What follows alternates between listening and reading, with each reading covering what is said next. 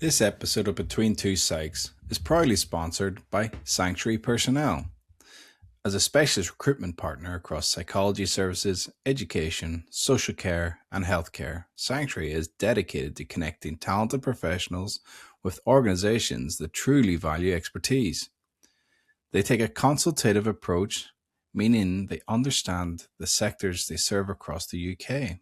If you're looking to strengthen your team or elevate your own career, visit sanctuarypersonnel.com.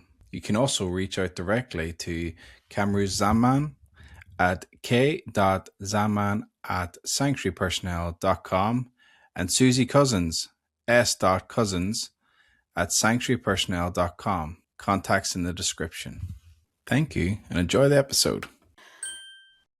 Hello and good morning. Welcome to Between Two Psychs, and today we are looking at experts at hand following the recent S.E.N.D formulations. Have we become so focused on getting the right report, diagnosis or label that we've forgotten the power of the right conversation? And as the S.E.N.D system changes, could one of the most powerful tools for supporting children already be sitting in every school? A conversation between the adults who know them best. What do you think, Adam? Wow, what a poetic introduction. Well done. Thank you. He's done the research on that one. I think you went and got their creative writing course for that. Yeah, I think conversations are absolutely going to be central to this new model, Expert at Hands. I did come across an article in the Times Educational Supplementary, and they said that interventions are going to have to be short and sweet, essentially, particularly from the public sector. Is that your understanding? Yeah.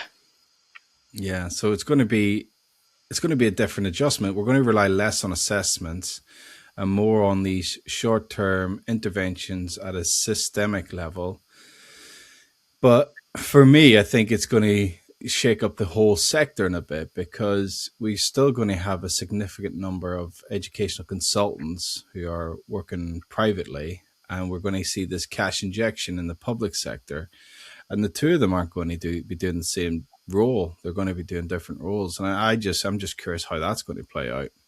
Yeah, well, we can pick that up, Adam. And as usual, you're off on one. Already off piste. Can't even have a conversation. Follow the route. Follow me. Right, follow you then. Let's get into consultation models. Where do you want to go? I think we start with the confusion that comes with consultation, because a lot of people they know the meaning of the word, but they don't necessarily know it in practice. And when I've introduced consultation approaches into work, it's met with a range of interpretations, whether that's from educational psychologists or school staff or even parents. So one of the things I would start with clarifying would be around what consultation is. And the best way to start that is it is not an interview. No. And it is not a chat. A consultation is purpose-driven process. Mm-hmm. And often it's a solution-focused problem-solving approach designed to take us from the very beginning, such as the introduction into the complexities of the child's experiences, through to the very end, where we arrive at jointly agreed solutions, jointly agreed targets, jointly agreed plans of action. And that is one of the reasons why I wanted to pick this up with you, because it's an incredibly effective, powerful tool, but often one that isn't fully understood. Yeah. And do you think that educational psychology services up and down the country are going to be looking at refocusing, retraining themselves on the best consultation approaches? Yeah, I do.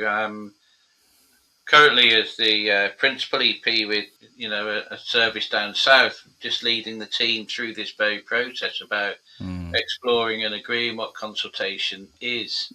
So, and I know I won't be alone on that, Adam, because the experts at hand's approaches are looking at empowerment for school staff rather than individual assessments withdraw, write a report, send it in.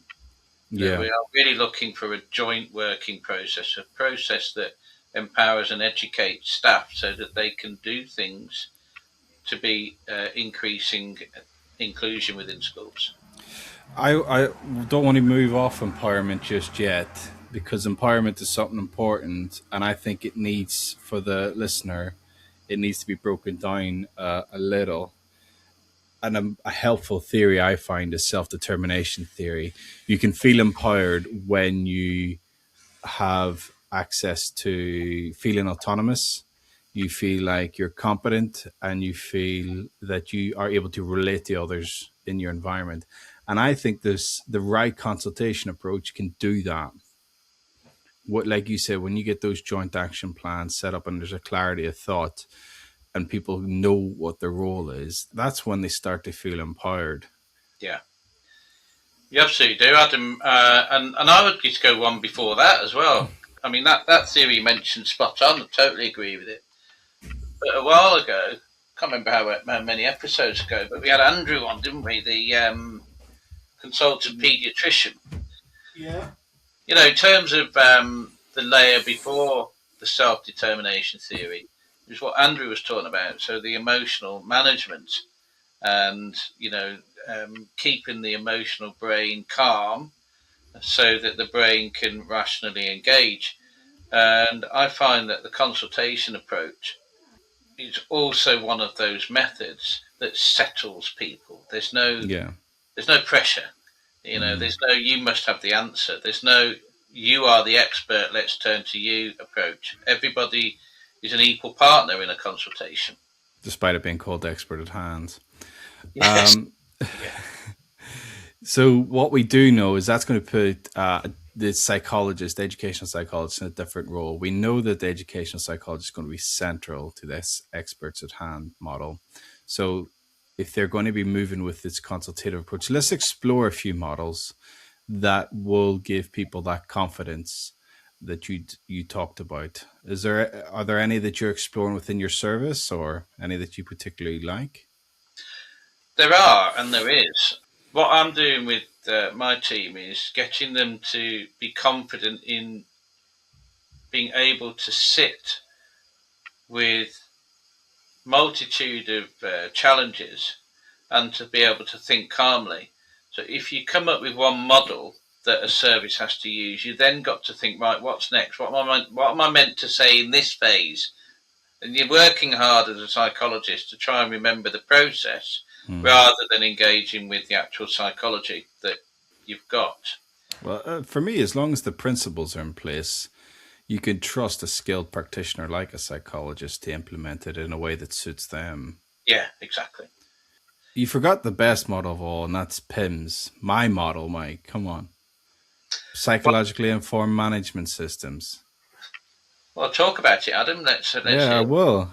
Will you be okay me talking? Because you usually get fed up after a couple of minutes and you tell me to be quiet. Well, you often don't talk for a minimum of 2 minutes. That's true.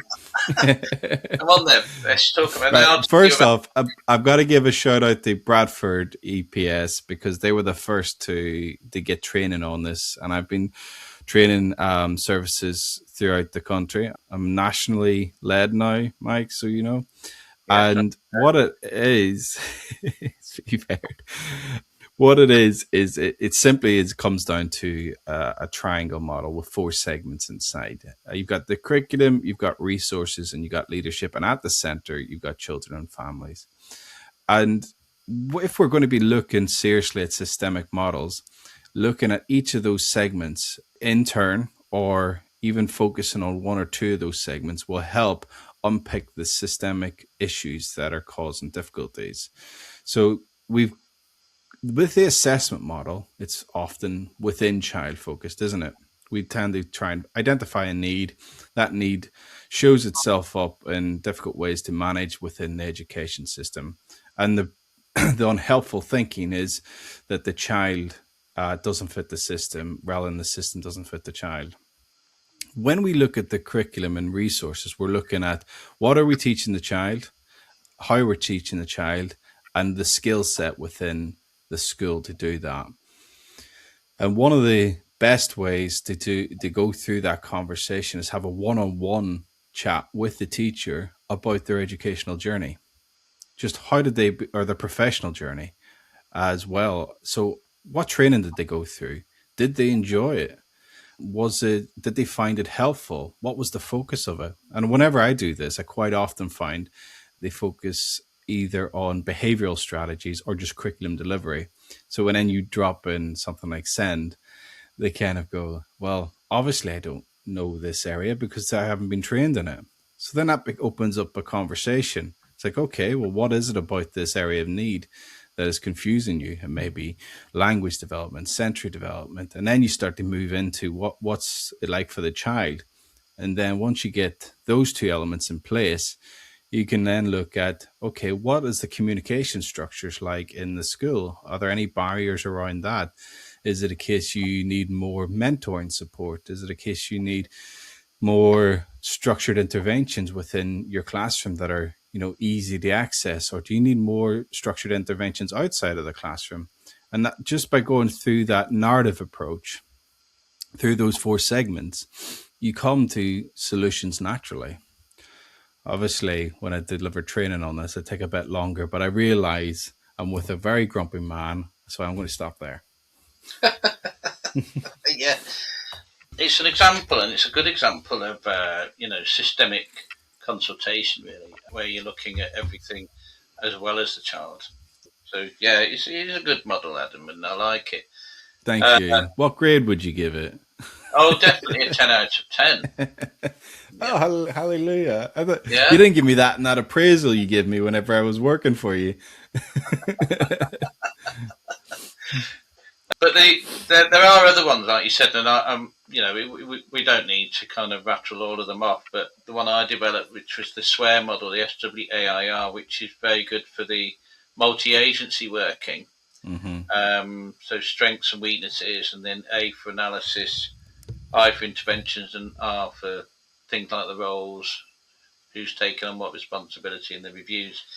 So both of those models can demonstrate how psychology can be used to not only structure a solution-focused approach, but also demonstrates how psychology can be woven in. Because, again, neither of us would come to the table as the so-called expert, but what we do bring is a particular set of knowledge. That's what these consultation approaches, as well as others, enable to happen. And it's the same for the class teachers, the head teacher, the speech therapists, the OTs. Everybody has an opportunity to be an expert within that model of consultation. Mm-hmm. And you mentioned we bring a certain level of knowledge. We also bring skills. The consultation approach in itself is a skill. If you're trained up on it in a very deliberate way, it becomes a very useful skill. Yeah. And what I like to think of when you're working multi-professionally is Wenger's communities of practice approach. The more you interact with someone else, you generate new forms of thinking, new forms of understanding. And this expert at hands approach, if it's done in the right way, has real potential to do that. Yeah. And if we go back to self-determination theory, the more that teachers are able to interact in that collaborative way with ed psychs, speech and language therapists, occupational therapists, they're not only just getting drip-fed knowledge, but they're engaging with the conversation, which means they then contribute to new knowledge, and everybody is better off for it. And everybody understands each other's thinking in a deeper way. And the person that benefits at the end of the line is the child. Absolutely. That's it. And that's what we're aiming for. So you kind of read my mind there, Adam, even though you were probably on a bit of an unstructured rant. It wasn't. It was only about 30 seconds, so it's not even a reel. So back in your seat. But what we're trying to move towards, and to be honest, I think we've been doing this a long time. It's not just since the S.E.N.D reforms, but we're trying to move towards a better system of inclusion. And to get people to that better position, they need the confidence, and they need the skills, and they need the support. And we need to be able to operate within, Andrew's zone that he was talking about, where, you haven't got the emotions activated, such as stress, such as worry, such as fear of getting it wrong. You've got these abilities now to work together so that people at the chalk face do actually feel like, yeah, I'm a bit more knowledgeable because of the group consultations that are happening now. There's also a sense of safety within that, isn't there? By just having those group consultations, if they come across a problem, there's a security with there will be another conversation I can access, Yeah, and then I can ask questions about this, yeah, and then I can get solutions. And that means in this moment, I don't have to feel like I'm floundering or I'm struggling. yeah, absolutely. What's the in your view then? So if we take consultation, which is the sort of the group solution focused approach, and we do need to think about group approaches because of the very nature of experts at hand. But there's also going to be times where it won't be centered around a child. So it could be school leaders who are needing to consider how to alter the systems in order to get the best out of the staff. Is there a method of consultation that's appropriate there, or do we then move into something called coaching? What do you think? That's an interesting question. And I suppose there's two elements to that. I would say one, we need to define what coaching is. And generally, coaching is different from supervision, whereby coaching is focusing on the individual aims and aspirations. Supervision is more thinking about their role and impact of their role within the system they operate within. So, in a nutshell, supervision is focusing on the child, coaching is focusing on the individual. And I do think there is a model that works. Again, I don't want to keep plugging this, but I have used my model, PIMS, to support leadership. And you can go into deeper depths within that. And one of the successful consultative approaches I've had within that is doing a role by role analysis with a senior leader or the whole senior leader team of whose role is what is their primary function, what is their supplementary functions within the school system, and how do they interact. And one example I'll give you is that of timetable and TAs. One person was given that role, and when you looked under the hood a bit, you find that they weren't too confident in the scheduling and the ad hoc problem solving when somebody was off sick. So it was a case of how do we upskill that person in order to be more confident in the timetable and problem solve on the day-to-day stuff they were experiencing, because what was happening was senior leaders were getting drawn away every time somebody was sick, so they were then failing in their duties. Yeah. And that was done through a consultative approach. That open-mindedness of exploring, okay, what is it like on the ground from your perspective as a leader? What do you Yeah. think? I don't disagree with anything that you're saying there. And I know we're kind of veering off into the coaching, but I just wanted to kind of separate clarity of thought really around, well, where does consultation finish and where do other things Yeah. start, like you mentioned, supervision and coaching, It's hard to define, I think, Yeah, because those three, consultation, supervision, and coaching, each of them, depending on the language you use, it signals an expertise behind it. yeah, If you say consultation, you usually have some sort of professional qualification. Coaching, you may be lived by experience, and supervision is you've been exposed to certain frameworks or training programs, and you take one of them, and that becomes your flagship. But I think having an understanding of all three and knowing their limitations and where they stop and the next begins is yeah, helpful. For me, consultation is about solution focused. Supervision is about systems focused at a sort of routine level, not on a crisis management level. And coaching is about the individual. What's your definitions? yeah. It's a good one. Consultations, I would be looking, like you mentioned about the solution focus. The supervision to me is about the effectiveness of practice and safety of practice, and this safe space to explore current knowledge and new knowledge and how that might be applied. Yeah, actually, that's a much better way of thinking about it. Yeah. Of Everybody course. scratch what I just said.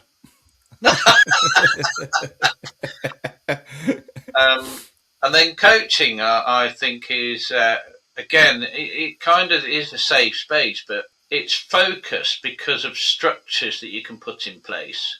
I don't know. So I'll give you an example. When I was in Wolverhampton, I worked with an EP there, and we developed a coaching model called Evolve, where E is the sort of exploration of why we're together. The V is the vision that you want to achieve. The O is the opportunities or options that you have. And then the L is the looking ahead. So that's your first stage of coaching, and it's an exploration. So it's quite similar to the consultation and supervision, but you have a particular structure that almost separates it. And then the VE would be about return to the vision, and then the evaluating how you've done and what are your next set of options. So Return to vision. You've had vision in twice. yeah, we do. Yeah. So it's always good to return to the vision. Is it how you doing? Have you achieved it or not? True. And I suppose you wouldn't go through each of those letters in one session. You'd move through them in a. You do actually, yeah. The EVOL is your first session, so you have 60 to 90 minutes together. So quite similar in sort of time and process to consultation and supervision, really. And that's why they sort of blurred lines between them, isn't there? Because one can sort of slowly move into the next. Yeah. We're also in a period where both of them are, if you spend any time on LinkedIn, they're blowing up massively. You see a coach, how many neurodiverse coaches are out there? Feels like I see a new one every day. And then you've got people advocate, you've had, is it St. Mary's in Twickenham advocating for the supervision framework. These are becoming more mainstream ways of thinking, but I suppose the danger is they overlap too much and people lose the distinction. Yeah, they do. And that's why practitioners need to be aware that they do overlap, but where does one solidly become the next? But if we come back to, the beginning, which is the sort of experts at hand and the consultation, the thing that I'm always keen on, it isn't just about inclusion. It's about helping all of us to achieve inclusion. And this is why I'm quite excited about the group approach. Even though they call it experts, I don't think any local authority really is going to retain that title. But the idea is it's a group, and the other idea is that everybody's an expert at the table. And when we start using methods that we introduce, such as the consultation approach, what I'd like is staff to be able to say, yeah, I think I need a consultation around this issue, or it would be good to have a supervision session from the group, or it would be good to engage in a coaching session. So we've got to kind of tease them out so that everybody knows what they are, but equally just accept, like we're saying, that they can morph from one to the other. Yeah. And how do you imagine that playing out? Would that be on a one-to-one basis, or do you think it's realistic that we can keep those multidisciplinary meetings going? It's up for grabs, Adam. It's still all been decided, even in terms of what roles are going to be at the table. Oh, right. Okay, we're still at that level. I mean, historically, multidisciplinary work has been examined through a microscope for decades, and nobody's been able to crack it. I don't know how this new attempt's going to do it. My hope is that there'll be some sort of coordinating professional who can, maybe it is the ed psych, who can triage cases and say, okay, we need to prioritize this one. And they have a locality model whereby they have, say, a bank of 5 different professionals that they draw on regularly. Yeah. And they go, right, we're going to this school to discuss this child on this date. Yeah. And they set the diaries of everyone. Whereas if you've got, speech and language therapists are going to be still probably assessment focused. I don't think the legislation is going to change that. So how are we going to integrate them on a sort of fluid basis? I know we're moving off consultation and talking about system functions at this point, but I think it's valuable for the listener to know that. Yeah, it is. We are moving, and as I listen to different local authorities talk, and I talk about my own local authority, we are moving towards structures and knowing what sort of roles. So, for example, the group having an inclusion lead, and then the group having the speech therapist, the OTs, the ed psychs, and then the assistant speech therapist, which has been written into the new legislation, the assistant ed psychs, and then you've got experts from the school leadership, such as head teachers. You've got a regional SENCO, etc., etc. So there are going to be, in a perfect working world, it's going to be good, and then the cluster. So you'll have localities, and then within the locality, you'll have clusters of schools. And again, the idea would be that the high needs budget is, for example, split amongst all the clusters. So when they do meet to consider the challenges of the schools in the cluster, they decide what the priorities are for the money. There's a few local authorities already doing that. And Yeah, I I've believe so. spoken to some head teachers around that. And the issue they have is that they feel like the local authority said, right, there's a bunch of money. You solve it as a group of head teachers. Yeah, And the head teachers saying, we don't have this level of expertise. yeah. So again, that's something to look at, is those clusters, which professionals are going to be in it. I did offer I would go to a few. Funny enough, they didn't take that offer up as a local authority. So I wonder if it's just me. Maybe they didn't like my approach. Probably, Adam. Yeah. Yeah, I'd say so. But yeah, I can't remember if it was Nottingham or Nottinghamshire, but one of them had a model which was called a piece of cake. Piece of cake. S.E.N.D. a piece of cake, and the whole idea was what you've just described. The cake is finite. There isn't a bottomless cake. So when you take a slice of the cake, there's only so much left. And when you keep taking slices of the cake, it gets smaller and smaller until the whole cake is gone. Which is, just so you are aware, Adam, I'm talking about the budget. Oh, you're not talking about Black Forest Ghetto? Which is a good analogy, and it kind of fits with what you were saying there. I wondered if it is Nottingham or Nottinghamshire that you're talking about. Well, if they are listening, comment and come on and tell us all about this cake. Yeah, absolutely. So what about summary then, Adam? So summary, we started with consultation. Yeah, summary, I think we got to, as ed psychs, we've got to be comfortable moving back into the consultative approach. We've got to be confident in which consultation models we use, even though I heavily advocate for mine, but for obvious reasons. And then, well, what's your next point on that? What I would ask people, particularly people who are working in schools, is to have confidence in the consultation approach. Give it a go.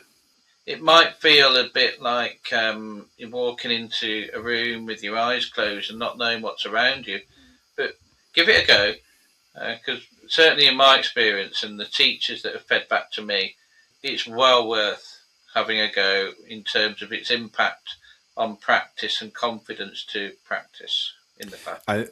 I couldn't agree more, and I would say the final thought I have is around empowerment. The more we can work together, closer together, not assessment based working, then we can feel more confident in our own skill set and how our skill sets help other people's skill sets.